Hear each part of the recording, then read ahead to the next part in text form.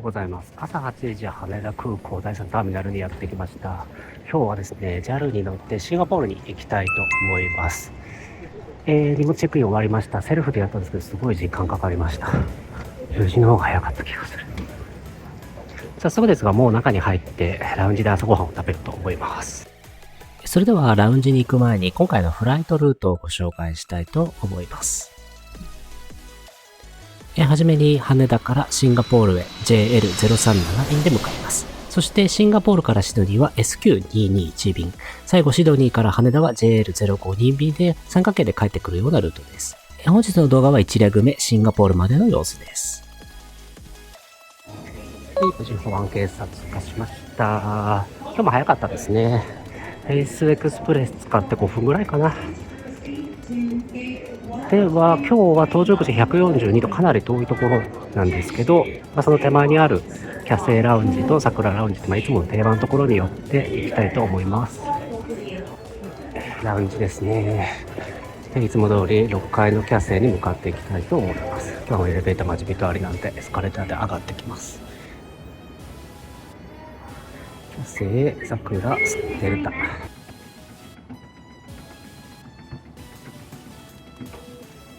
は6階のキャセイラウンジに来ました。いいね、綺麗な雰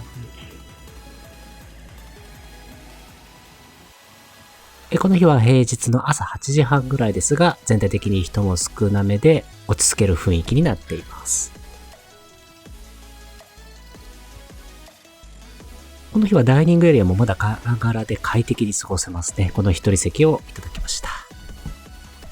朝からこんなようなおつまみとか前菜みたいなものの種類も非常に多いですし、スイーツもちゃんとあったり、ハムとかチーズも用意されているので、もうお酒も飲めるし、ご飯も食べれるしっていうところで快適ですね。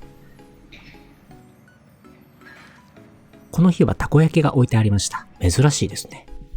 そして安定のあんみつです。ここのあんみつ美味しくて大好きです。バーカウンターはお酒の種類も豊富です。ダイニングではこちらも定番の担々麺とカレーライスをいただきました。スパークリングワインはプロセッコをいただいてます。2皿目はあんみつとちょっとしたおつまみを持ってきました。一番搾りと一緒にのんびりさせてもらっています。あと雑誌に高市さんが載ってたのでこれも読んでみました。ゲートに行くついでといったらなんですが、桜ラウンジスカイビューの方にも寄ってみたいと思います。桜ラウンジも想像よりは空いてましたね。ちゃんと窓から JAL 機が見えるのも JAL ラウンジらしい演出な気がします。この日は朝からお腹が空いていてカレーライスをおかわりしてしまいました。スパークリングワインはキャセイの方が美味しかったかな。でもあっという間に10時15分ぐらいになったので、搭乗口に移動したいと思います。4階の JAL ラウンジはこんな感じ。おしゃれですね。ここはいつも混んでるので入んないですけど。搭乗口向かっていきます。今日の搭乗口の142番は、このキャセイ桜ラウンジを抜けて先ですね。右側になります。ゲートが遠いのは移動がちょっと大変なんですが、こんな感じで JAL、キャセイ、ANA と機材が並んでるのを横に見ながら歩いてるのもなかなか気分が上がってきますね。さてこの日乗る便の搭乗開始は少し遅れていましたが、このフェイスエクスプレスのレーンから早めに乗り込むことができました。ビジネスですね。見ていきます。そう、本日1レグ目はなんとビジネスクラス、機材は B777-300 JAL スカイスイート。おはようございます。お待ちしておりました。ありがとうございます。7のデートされます。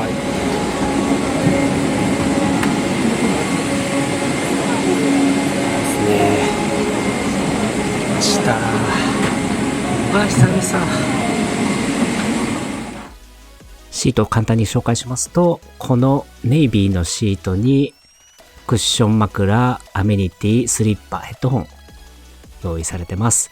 アメニティは、中短距離線ということで簡易な歯ブラシとかマスクとかになりますけれども、このモイスチャーマスクは機内でも家で使っても便利なやつですね。もうデビューから13年も経ちますが、やはりこのスカイスイートビジネスクラスの一番はこのモニターとそこまでのこの広さですね。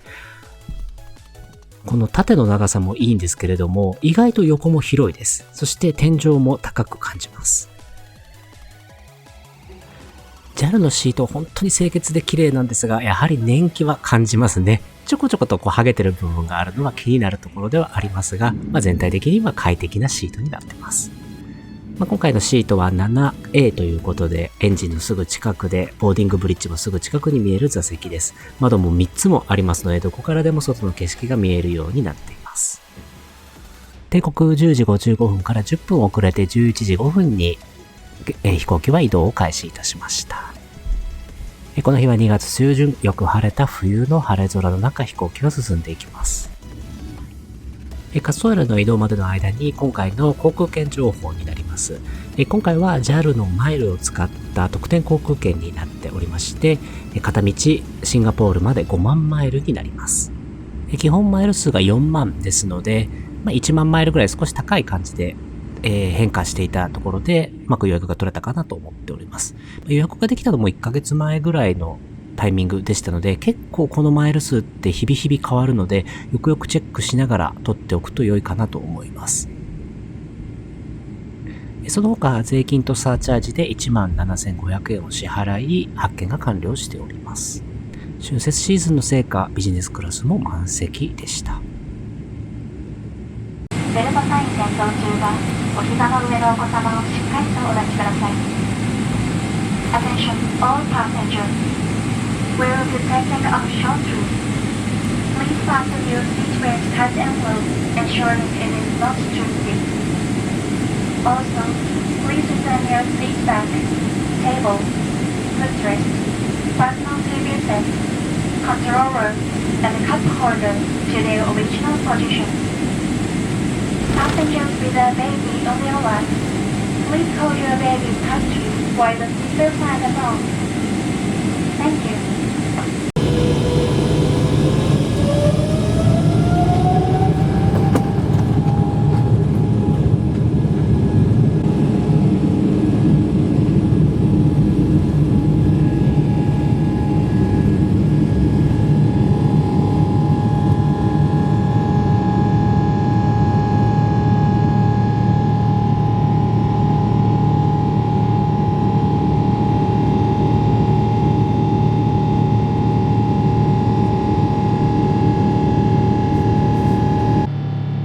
飛行機は無事に羽田空港 D 滑走路からシンガポールに向けて離陸をいたしました。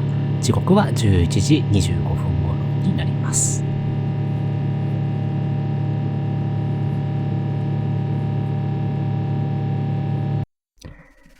安定モードに入りましたので、安全のシナリオを読みながらシートをもうちょっと見ていきたいと思います。もともと座席は互い違いになっているので、隣の人が視界に入らないんですけども、離着時以外はこのパーテーションを出すことによってより個室感が高まる仕様になっています。読書灯ですとか、イヤホンのジャックはこちらにあったり、座席のコントローラーボタンやユニバーサルコンセント、ジャックなんかもこっちにあります。本日シャンパンはシャルレードシックブリュットレゼルブ。日本のワインなんかもありました。ともかくビジネスクラス、アルコールの種類が豊富で、白、赤、それぞれ2種類他に用意があったりとか、日本酒も2種類用意されたりします。焼酎もありますね。ツルソラとかっていうのもあります。あと注目はですね、この響きがあるっていうところですね。コーヒーも JAL のオリジナルのものをご用意してもらってます。食事は和食か洋食で選べ、事前予約も可能になっています。食事は今メニューに出てるような、画像に出てるような内容で、この洋食を頼みました。ブリと牛フィレとパンとデザートですね。最初に飲み物はシャンパンとおかきをもらいました。亀田製菓の JAL のおかきですね。美味しく飲んでます。の食事のパンと前菜ですね。ぶり大根のサラダと、あとこのパンですね。ちゃんとお皿に乗ってます。ブリ一枚一枚が大きくこうやって切ってあって、マヨネーズと合わさって美味しかったです。で、メインディッシュがこの牛フィレのステーキですね。飲み物は赤と白、もう一杯ずつ先にいただきました。で、この牛フィレ肉、味はとっても美味しいし、量も大きいんですが、ちょっとぬるかったんですよね。まあ、あんまりそんなことは言わずに美味しくいただいちゃいましたけどね。ちょっと飲み物もいただいております。で、最後デザートはコーヒーと一緒にいただきました。実はこのコーヒーもぬるかった。なんか忙しかったんですかね。ただ本当にデザートも味も美味しかったし、気を取り直して響きをもらいました。本当はストレートと炭酸水をそれぞれ分けて持ってきていただきたかったんですけども、ストレートとハイボールという組み合わせで、まあ美味しくもらっちゃったんですけどね、こんな感じで。やっぱ響きいいですね。ビジネスクラスぐらいでしか飲めないからありがたくいただいております。その後チーズの盛り合わせとクラッカーを赤ワインと一緒にいただいておりまして、まあ優雅で快適なビジネスクラスを楽しんだ後は横になって寝ております。こんな感じでフルフラットになるのが本当にこのビジネスクラスの一番の醍醐味で、シンガポールまでの7時間ぐらいの飛行機もあっという間に終わってしまいます。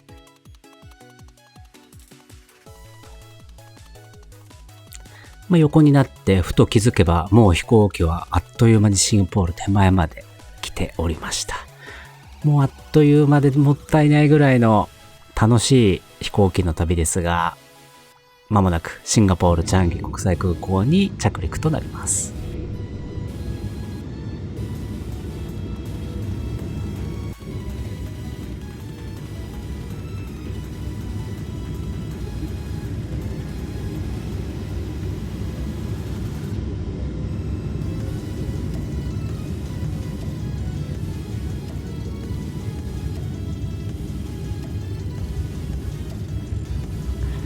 到着時のシンガポールチャンギ国際空港の天候は雨。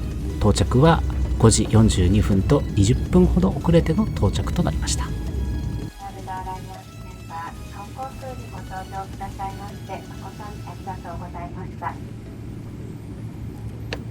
行機の際はファーストクラス並びに前方のお客様よりご案内いたします。